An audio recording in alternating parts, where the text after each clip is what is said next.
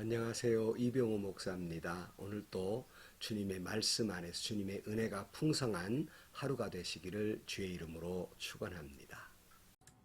오늘 아침 하나님께서 우리에게 허락해 주신 말씀은 마태복음 10장 1절에서 15절 말씀입니다.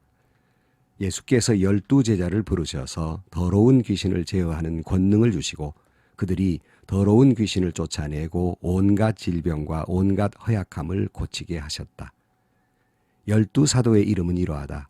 첫째로 베드로라고 부르는 시몬과 그의 동생 안드레와 세베대의 아들 야고보와 그의 동생 요한과 빌립과 바돌로메와 도마와 세리 마테와 알페오의 아들 야고보와 다데오와 열혈당원 시몬과 예수를 넘겨준 가롯사람 유다이다. 예수께서 이들 12를 내보내실 때에 그들에게 이렇게 명하셨다. 이방 사람의 길로도 가지 말고 또 사마리아 사람의 고을에도 들어가지 말아라. 오히려 길 잃은 양떼인 이스라엘 백성에게로 가거라. 다니면서 하늘나라가 가까웠다고 선포하여라. 앓는 사람을 고쳐주며 죽은 사람을 살리며 나병 환자를 깨끗하게 하며 귀신을 쫓아내어라. 거저 받았으니 거저 주어라. 전대에 금화도 은화도 동전도 넣어 가지고 다니지 말아라. 여행용 자루도 속옷 2벌도 신도 지팡이도 지니지 말아라. 일꾼이 자기 먹을 것을 얻는 것은 마땅하다. 아무 고을이나 아무 마을에 들어가든지 거기서 마땅한 사람을 찾아내서 그곳을 떠날 때까지 거기에 머물러 있어라. 너희가 그 집에 들어갈 때에 평화를 빈다고 인사하여라. 그래서 그 집이 평화를 누리기에 알맞으면 너희가 비는 평화가 그 집에 있게 하고 알맞지 않으면 그 평화가 너희에게 돌아오게 하여라. 누구든지 너희를 영접하지 않거나 너희의 말을 듣지 않거든 그 집이나 그 고을을 떠날 때에 너희 발에 묻은 먼지를 떨어버리라. 내가 진정으로 너희에게 말하였다. 심판날에는 소돔과 고모라 땅이 그 고을보다는 견디기가 쉬울 것이다. 아멘. 예수님께서 12제자를 삼으시고 이제 그들을 파송하게 됩니다. 어떤 의미에서 보면 우리 모두는 예수님의 제자로 부름받은 사람이고 우리 모두는 보냄을 받은 사람들입니다. 예수님은 12제자를 보내시면서 명령하신 것이 있습니다. 오늘 보면 5절 말씀에 보면 예수께서 이들 12를 내보내실 때에 그들에게 이렇게 명하셨다.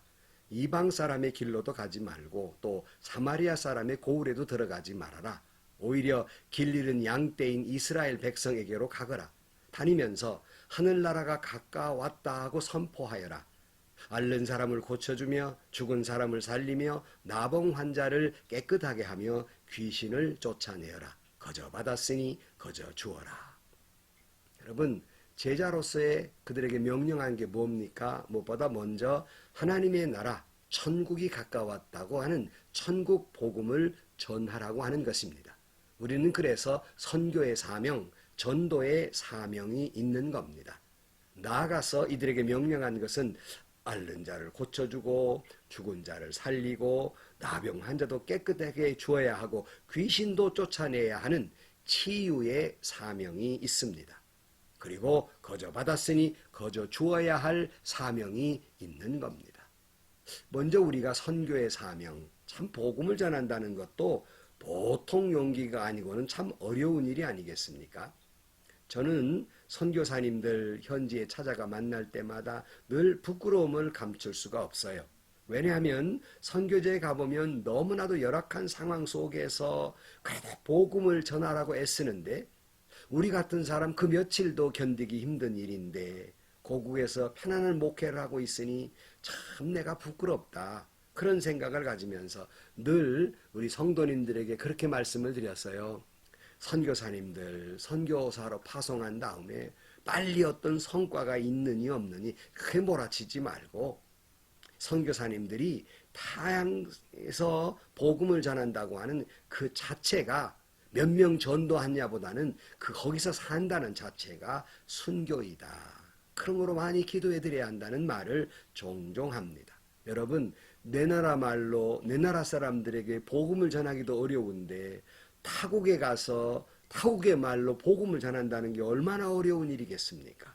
이렇게 복음 전하는 일도 힘든 건데 오늘 본문에 보면 병자도 낫게 하고 죽은 자도 살리고 나병 환자도 고치고, 아니 우리가 의사도 아닌데 나병 환자 고칠 수도 없고, 아니 우리가 무슨 하나님 능력을 가진 사람도 아니 어떻게 죽은 자를 살리냐는 말이에요. 어떻게 귀신 쫓아내는 것도 두려운 일이 아니겠습니까?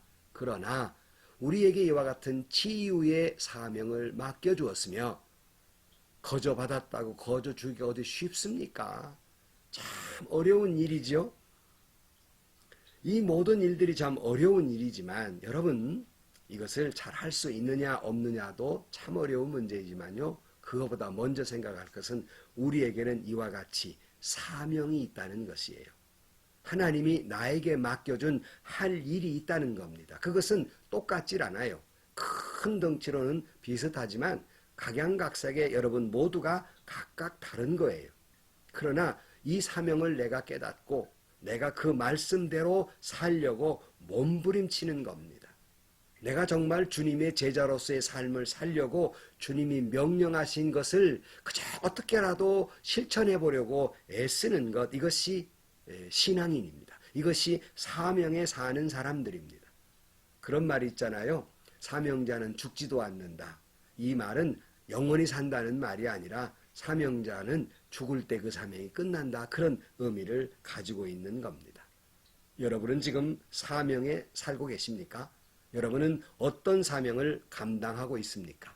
여러분, 사명이라는 것이 꼭 선교사로 나가야 되고 이것만 사명이 아닙니다. 하나님께서 여러분에게 주신 여건이 있어요. 그러니까 여러분의 삶의 현장, 여러분의 위치, 여러분의 처지, 이 모든 것은 사명과 관계되어 있는 것들입니다. 내 같은 형편에 어떻게 하랴, 나 같은 처지에, 내 같은 위치에 아닙니다. 여러분에게 그 같은 형편과 처지와 위치를 주신 것은 그 위치에서 그 형편대로 그 사명을 감당하라고, 여러분이 꼭 여러분만 하실 수 있는 사명을 맡겨주신 것입니다. 어떤 형편에 있든 어떤 위치에 있든 그건 여러분 사명의 자리입니다. 여러분이 혹 질병에 있든 건강에 있든 높은 자리든 낮은 자리든 좋은 형편은 어려운 형편은 모든 여러분의 형편과 처지는 그것이 바로 여러분의 사명의 자리라는 사실입니다. 그런데 성도 여러분, 하나님께서 이 어려운 거 아무리 말해도 힘든 거지만 하나님이 우리에게 사명을 주실 때에는 권능도 주신다고 오늘 본문에 말씀하고 있습니다. 1절로 올라가 보면 예수께서 12제자를 부르셔서 더러운 귀신을 제어하는 권능을 주시고 그들이 더러운 귀신을 쫓아내고 온갖 질병과 온갖 허약함을 고치게 하셨다 그랬어요. 여러분, 하나님께서 우리에게 뭔가 사명을 주실 때는요, 그걸 감당할 만한 권능, 힘도 주시고요, 우리에게 그 감당할 만한 믿음도 주시는 것입니다. 그냥 우리를 사명 감당하러 내몰아치는 그런 하나님이 아니에요. 나홀로 가도록 두시는 하나님이 아닙니다. 반드시 하나님은 나와 함께 하실 것이고 나에게 그것을 감당할 만한 권능, 힘과 능력과 우리를 도와주실 것입니다. 때로는 이게 사명인가 라고 했을 때 도저히 내 자신으로는 감당할 길이 없다는 생각이 들 때가 있습니다. 사실 그렇잖아요. 그러나 여러분, 그래서 너무나 난 그거 못해요 라고 거절하는 건 교만이에요. 왜냐하면 그거 못해요 라는 말 속에는 그거 내가 해야 되는데 라는 생각이 들어요. 옳지 않습니다. 여러분, 주님이 맡겨준 사명은 내가 하는 게 아니에요. 하나님이 공급해 주는 힘대로 하는 거지 내가 하는 게 아니에요. 내가 하려니까 힘들고 못하고 내가 하려니까 자꾸 상처받고 어려움을 겪는 거예요. 내가 하는 것이 아닙니다. 여러분 명심하십시오. 하나님이 주시는 권능으로 하나님이 공급해 주시는 힘대로 감당하는 것입니다. 오래전에 제가 존경하는 목사님들에게 종종 묻곤 해요. 목사님, 이렇게 훌륭한 목회를 하셨는데 어떻게 그렇게 훌륭한 목회를 잘 감당해 오셨습니까? 이렇게 제가 묻곤 했어요. 그런데 어르신들이 한결같이 대답하는 건 비슷했어요. 무슨 말인 줄 압니까? 그 내가 했나? 다 하나님이 하신 일이지, 다 은혜이지. 이렇게 대답을 하십니다. 그러면 그대로 받아들여야 되니 못된 제가 정말 목회의 비결이라도 가르쳐달라고 물어봤는데 기껏 하는 게 은혜롭다고 말하면 저게 뭔가 뭐 그저 고결한 채 하시나 뭐 이런 못된 마음을 가졌어요. 그런데 제가 목회를 마치고 후배들이 종종 묻습니다. 목사님 어떻게 그렇게 사명을 감당하셨습니까? 그렇게 할 때마다 저도 똑같은 말을 할 수밖에 없어요. 그거 내가 했나? 나 한 거 없어. 다 하나님이 하신 것이지. 다 하나님의 은혜이지. 그냥 체한 게 아닙니다. 정말로 마음속 뼛속 깊은 곳에서 되돌아보면 내가 한 것이 아니라 다 하나님이 하셨고 나는 도저히 감당할 길이 없지만은 하나님이 때를 따라 공급해 준 힘이 있었기에 오늘날 여기까지 이르게 된 것입니다. 그처럼 앞으로 주님이 맡겨주신 길을 가고자 하신다면 성도 여러분, 내가 하는 거 아닙니다. 주님이 공급해 준 힘으로 감당할 수 있고요. 그 힘으로라야 여러분 시험 들지 않습니다. 여러분, 하나님이 공급해 준 힘으로, 권능으로 힘들고 어렵고 정말 안 될 것 같은 일들이 많아요. 그러나 주님은 가능케 하실 줄로 믿고 여러분이 주신 힘만큼, 여러분의 위치만큼, 여러분의 형편만큼 사명으로 살아가시기를 주의 이름으로 축원합니다. 그런데 오늘 본문에 보면 이 사명을 감당하기 위해서 보내시면서 몇 가지 당부의 말씀을 하십니다. 그것이 9절에 보면 전대에 금화도 은화도 동전도 넣어가지고 다니지 말아라. 여행용 자루도 속옷 두벌도 신도 지팡이도 지니지 말아라. 아니 전도 여행을 떠나는데요. 돈 없이 어떻게 다녀요? 그리고 갈아입은 옷은 속옷은 있어야 될 거 아니에요? 또 그걸 들고 다니는 자루도 있어야 될 거 아니에요? 여분의 신발도 있고 그저 의지해야 할 지팡이도 있어야 되는데 그거 가지고 다니지 말아라. 이렇게 말씀해요. 이 말씀을 해석하면서 그렇지 주의 종은 저렇게 가난해야 되고 청빈해야 된다 이렇게 생각을 해요. 우리 동양적 생각으로는 청빈할 말을 굉장히 좋아하잖아요. 물론 우리가 목회자로 사는 거나 하나님의 일을 한다는 사람들은 금전적인 목적을 가지고 일해서는 안 되는 건 맞습니다. 욕심들어서 살아서는 안 되는 건 맞습니다. 그러나 주님의 말씀은 단순히 가난해야 된다는 말을 하고 있는 게 아니에요. 우리가 생각하는 단순히 청빈해라 이런 말이 아닙니다. 그 뒤엔 말을 싹 빼고 있기 때문에 그렇게 해석하는 거예요. 그 뒤엔 말이 뭔지 압니까? 10절 하반절에 일꾼이 자기 먹을 것을 얻는 것이 마땅하니라 그랬어요. 무슨 말입니까? 일꾼이 일하고 먹을 걸 공급받는 거야 당연한 일이란 말씀이에요. 그걸 하나님이 공급해 주신다는 말씀이에요. 아니 복음을 전해서 복음을 듣고 병 고침을 받은 사람이 얻어먹을 거 다 얻어먹고 받을 거 다 은혜 받고 아니 그 종에게 먹을 걸 주지 않는다는 것은 있을 수 없는 일입니다. 그러니 지금 주님이 말씀한 것은 당연한 일이라는 겁니다. 일꾼으로 일했으면 먹을 걸 줘야지 쓸 걸 줘야지 라는 말씀입니다. 여러분 주의 일을 감당하면서 가난이 걱정되십니까? 무엇을 먹을까 무엇을 입을까 걱정되십니까? 걱정하지 마십시오. 오늘 본문의 말씀에 의하면 하나님께서 먹이시고 입히실 것입니다. 누구를 통해서? 여러분에게 말씀을 듣고 은혜 받는 사람, 축복받은 사람이 여러분을 당연히 공급해 주실 것이고 그건 당연한 일인 것입니다. 까마귀를 보내서라도 먹이신 하나님, 사르밧 과부를 통해서라도 먹이신 하나님, 여러분에게 왜 공급해 주시지 아니하겠습니까? 만약에 당연히 은혜를 받았으면 주의 종에게 하나님의 일을 감당한 사람에게 먹을 것 입을 걸 줘야 되는데 그렇지 아니할 때 어떻게 할 것인가? 오늘 본문은 말씀하고 있어요. 11절 말씀에 아무 고을이나 아무 마을에 들어가든지 거기서 마땅한 사람을 찾아내서 그곳을 떠날 때까지 거기에 머물러 있으라 그랬어요. 이 무슨 말일까? 한 곳에 있으면 왔다 갔다 하지 말아라 그런 말씀인데요. 무슨 말이냐면 한 번 가서 거기에 정착하고 있어야지 여기서 조금 더 대우 잘해준다고 거기 가고 저기서 조금 더 저기 가고 그러지 말라. 여기 기웃 저기 기웃 하지 말라는 거예요. 그저 한 번 정했으면 그 자리에 머물러서 있는 것이 좋다 그렇게 말씀합니다.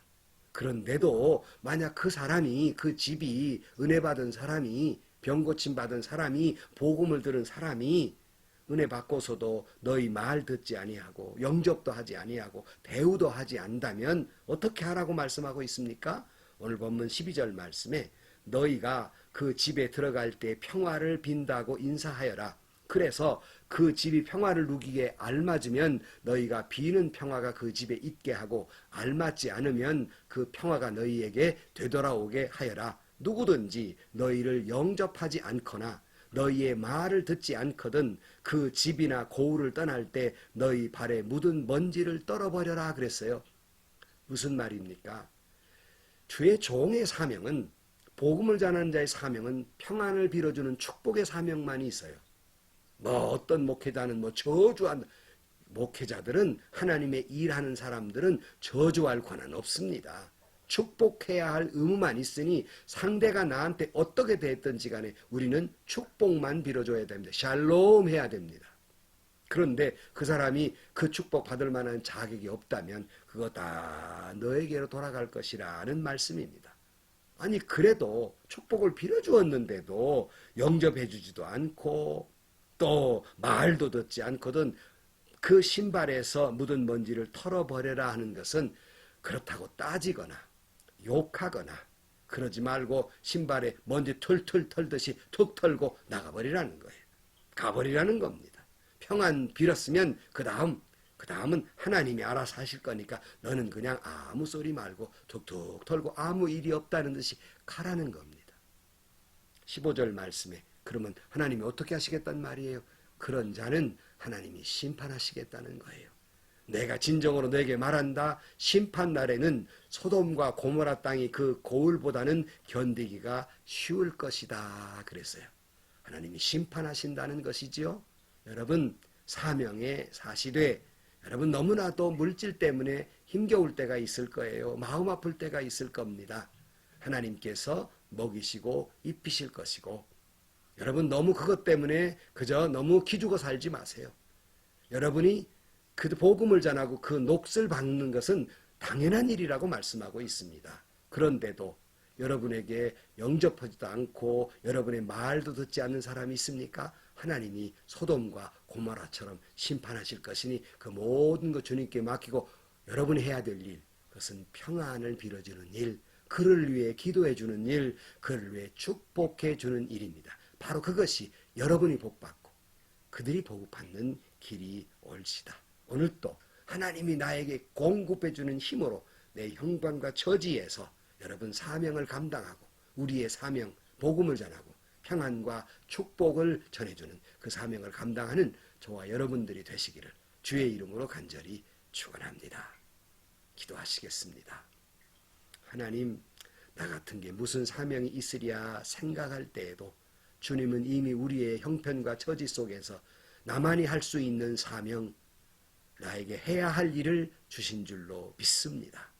주님이 공급해 주시는 힘으로, 그 권능으로 감당하게 하여 주옵소서. 오직 평안을 빌어줄 줄 아는 그런 사명자로 살아가게 하여 주옵소서. 예수님의 이름으로 기도하옵나이다. 아멘. 여러분, 오늘 또 형편과 처지가 어려울 수도 있죠. 그러나 내 힘으로 사명 감당하는 게 아니에요. 하나님이 공급해 주신 힘으로 감당할 수 있는 겁니다. 여러분, 하나님 주신 힘으로, 권능으로 사명을 감당하는 정말 여러분들이 되시길 주의 이름으로 축원합니다. 오늘도 주님의 은혜로 여러분에게 평화가 있기를